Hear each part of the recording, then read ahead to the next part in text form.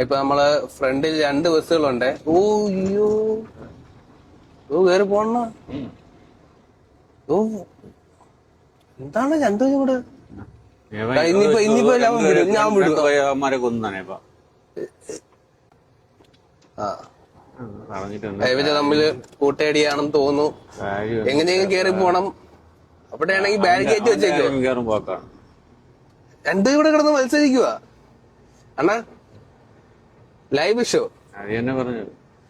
Private bus ഞാൻ കയറിപ്പോയി കേട്ടോ. KSRTC ഇത്തവണ പരാജയപ്പെട്ടു. ഡിവൈഡറിന്റെ അപ്പുറത്തൂടെയാണ് കയറി അവിടെ ചെന്ന് കയറി. ഇവിടെ ഡിവൈഡർ ഉണ്ടായിരുന്നു. ഇങ്ങനെയൊക്കെയാണ് ആക്സിഡന്റ് ഉണ്ടാവുന്നത്. ഓപ്പോസിറ്റ് നിന്ന് വണ്ടികളെയൊക്കെ അവസ്ഥ ജീവനും കൊണ്ടാ ഓടുന്നത്.